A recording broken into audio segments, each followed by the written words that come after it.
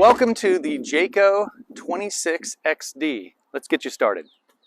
Once you get to your site, first thing you'll want to do is make sure that you're level right to left and front to back. There's no automatic leveling system on this camper, so you'll have to go into the storage compartment and grab the leveling blocks. There's a bag of leveling blocks for the front tires, as well as a large set for the back tires. Now to set these up, it's pretty simple. You unscrew the set and then you build a triangle. So there's going to be two that go on the base, and then you stack one in the center. And like Lego logs or Lincoln logs or Legos, they just clip together. You'll set those behind your tires and then you'll drive up on them. All right, let's talk about a little bit more of the storage. As I mentioned, inside here is the propane tank refill. You shouldn't have to worry about that unless you're on a very long trip that uses a lot of propane. The leveling blocks were inside here. Also inside here, there is actually a power and cable connection right here. So your outside power for your rigs needs is going to be right here. You have another metal-lined storage plate as well as your low point drains. This is right above your muffler. They put that little protector there so you shouldn't have to run into that. But it's a good amount of space for outdoor storage. It's pretty deep, but it's not very wide. For the width of your storage, underneath your slide-out bed frame here is inside here a very large storage area. And you can see I actually put in some lights that turn on automatically when you open the door. But this would be great for your beach chairs and all of your other items that are bulky, tubs, to go along with you on your journey. Let's go around to the back and look and see what we've got out there. Inside the bumper is a sewer pipe storage. We'll talk about that in a minute. It does have a tow hitch, which will allow you to tow up to 7,500 pounds. Now, I do charge extra fee, and if you want to tow a dolly or a car, you would have to provide that yourself. But there is a 7-pin hookup on there as well. It does provide a ladder, but I prefer you not get on the roof during your rental time. Around the license plate is your backup camera. So you can see there's a little camera right here. So when you're backing up, you can use that to help you out. Connection. You'll notice the electrical connection, you just have to flip up this thing and you pull out the service. It's a 30 amp 3-prong service that you'll take over to your pedestal. So most pedestals have a breaker already on it. So as you pull out whatever amount of line that you need, you lift up the pedestal or whatever the connection, and they usually have a 50 or a 30 amp setup. So you'll plug into your 30 amp connection and make sure your breaker is on. All right, now let's talk about your water and sewer. So inside here are some extra hoses, your white water hose, your filter, as well as the sewer connections. Let's work with the filter first. So on your rig, you'll notice there's two plugs. The bottom one is your city water connection. The top one is your black tank flush. So as you open this one, you can screw this on directly.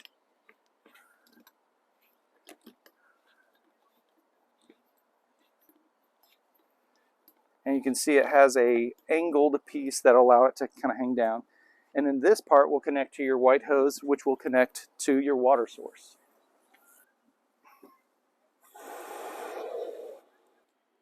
So two of these outside compartments we need to talk about as it deals with your plumbing.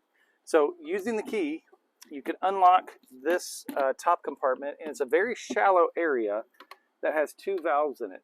The explanation is up above. Normally, once you're hooked up, you shouldn't have to worry about it. But if you're drawing from your city water versus your onboard tank, you may have to adjust the settings. So for us, we've got a normal setting, which is 2 and 6. And that you can see is the city fixture. So once you're plugged into the city line, that's the way you want it set up. If you're filling your tanks or sanitizing your tanks or just using the city water to fill, what it's counting on is the city water pressure rather than your pump running to give you water pressure. Speaking of the pump, inside your outdoor shower, you also use your key to open it. you'll notice not only do you have the outdoor shower fixtures, but right at the top here, you see there is, if needed, if you're not plugged in, you can turn on the water pump. So even if you're not plugged into city water, you have the ability to turn on your pump from the outside. That's one of the features of the Jayco. Now let's talk about the sewer. So the sewer hose itself is found inside the bumper. When you pull the little bumper cap off, you reach inside and you can pull out your sewer connection. So you'll notice each end has little tabs. These tabs will be used for your sewer connections. At your site, you'll want to open up, screw on your connection, which should have matching threads. Give it a couple good twists. This is clear, so you can see the items going down through and know when you have clear water. This part of your sewer line will connect directly. So at your connection to your camper, you'll notice you have a gray and a black holding tank. The black is just your toilet water. Gray is both shower and your water for your sink. So with the connections here, you simply slide these on and make sure they're locked in, because if they don't connect all the way and lock in, you might have a poopsie. If there is not enough slope heading down, you can certainly set up this, which is a way to actually set your sewer line in and actually get it to slope away from your rig so that you don't have water sitting inside there. What I like to do if I have a sewer connection is I like to open my gray valve and leave it open so that showers, sink water, you never run out of space in that gray tank. It's a 40-gallon tank, but it does fill up if you're dry camping fairly quickly. There is another longer storage area underneath your slide. It's easier to access this before you put your slide out. And so once you get in there, you can see this is fairly deep. I do have a little step stool, which you might need every once in a while, that stays in there. That will come with the camper. Underneath this valve is the generator. You don't need to access that for any reason. But let's go ahead and cover up our windows so you have some privacy once you get into your rig.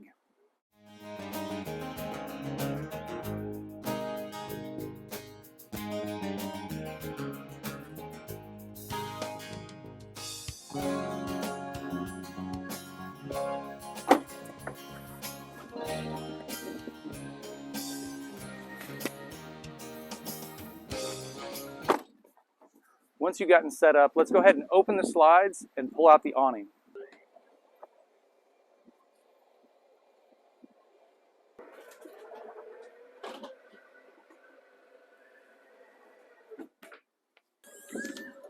All right, notice the automatic step. It will come out each time. If it annoys you to have that coming out each time, over here on the right-hand side, you can see the power step button.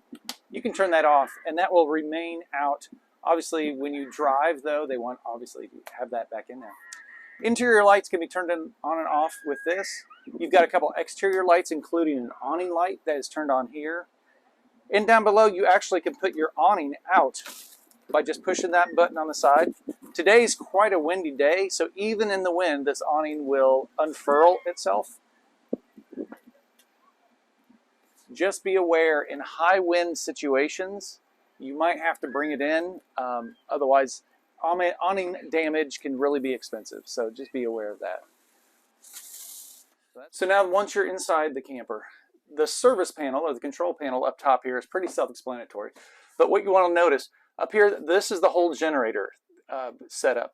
So when you hold the stop button down for 3 seconds, that means it's primed, ready to start. When you start the generator, you just hold that, it'll fire up using the gas from the coach. This first slide, as mentioned before, is the main slide or our dinette/couch slide. This slide number 2 is the bed that slides out of the back. On this side here, you can see we have our battery level, fresh tank level, black tank level, as well as gray tank level. Tank heaters are used during the winter. Those keep your holding tanks warmed up. The water pump. When you're dry camping and need water, this is the switch that you'll use, as well as either your LP or electric water heater when you can turn those on. This is a little setup here that has some hooks on the bottom for keychains or dog leashes or whatever. And I like to put my wallet up there as I go in and out of the rig. All right, the front of the camper is a great place to be. So up top you have a very large bunk. Obviously this would fold down. We usually keep the ladder back behind there as well as the stretchy cord storage areas. To the right you have your TV. If you want to adjust your TV, you have to pull this button down at the bottom and then simply lift, and you can kind of face it towards the couch or the living area. But before you go, make sure it's locked into position here. Otherwise it might rattle itself loose on the way down the road. There are power and USB plugs up above there for the people that are in the top bunk here. But let's talk about the driving position as well. The E450 frame is pretty simple to understand, but there's as far as cruise control and all the other features, the mirror controls, but the internet or the Kenwood connection here, if you plug in your iPhone or your Android CarPlay, it does pull up Apple CarPlay. You might have to fiddle with that just a little bit. And your backup camera, if you simply wave your hand in front of it, it will actually pull up that rear view camera so you can see what you're doing to back up. All right, moving around the rest of the coach, probably the most important thing in your coach is this holder for your broom and your dustpan. You'll be using that a lot to keep up after everything, as well as your trash can that is located by the front door. That you'll have extra trash bags underneath in storage that you can use. Make sure you empty that out before you return the rig. Up above, you'll have storage for mostly linens or other items. You can see we've got a pillow up there. The couch is a jackknife couch. When you lift the bottom here, it folds flat. It's not super long, but it does fold flat for younger sleepers. This bed frame also does, or the dinette also does fold flat into a bed using these as well. There is some storage underneath here, but you actually have to lift up the cushions to get to it. So it's up to you if you want to use that. We do have located here a sliding screen that allows you to separate the bedroom and the bathroom from the rest of the rig. So if you have guests over, they don't have to stare at your sleeping area. And that simply latches in. Once you accordion it back, you can see the little snap on the side. Let's move around to the bed. So the bed, as you saw, it does slide out. You have not only your light control back here, but you do actually have the slide control here. Make sure when you're bringing it in, if you're bringing it in and your bed is made, you'll want to flip this portion up so that it doesn't contact the wall, because it will not come all the way in or it'll squish your memory foam mattress when you're doing that. Looking around here too, we do have a TV as well as a shelf to if you're needing to charge phones or put gaming systems up there. And then in the bathroom, it is a standard foot flush toilet along with a soap dispenser next to the sink and the shower, which if you're under 6'4", I think you'll do fine. All right, let's talk about the air conditioning controls and heater. It's just like a home system here. You're toggling back and forth your temperatures, but as you have it on cool, fan, or heat, make sure before you start your travels that you turn it off of that. So that way, while you're driving down the road, you don't have to be running it. However, in the summer, if you want to run this air conditioning unit to keep the back cool, you'll need to have the generator running while you drive. Then you can run this part with the cool setting and this air conditioner will flow. The refrigerator is an 8-foot cubic inch refrigerator, which is a little bit oversized for a rig this size. Do your best to keep it clean. It's got a lot of freezer space as well. It'll store a lot of ice. Just keep track of that. You'll notice there is a cooktop that runs on liquid propane, as well as a drawer full of different cooking items that you may need for your trip. But there's no stove underneath, and that's because this is a convection oven. So the convection microwave. So evidently you could do some baking up there. Not tried it personally, but it looks like a lot of fun. Up above here, we do have another griddle that you feel free to use. You can plug in either outside or up underneath here to the plugs, or there's plugs over on the other side as well. We have plenty of other items for your use. Cooking ware, cups, bowls. Your silverware and all of your other connections can be found in here, but probably the most important part of anything you have is your coffee maker, which is actually located on this side in the pass-through. So this guy can live up here, depending on how much coffee you drink, and can be plugged in right down below here. It does use the Keurig pods. We'll provide a few of those, but if you have a favorite, bring those with you on your trip.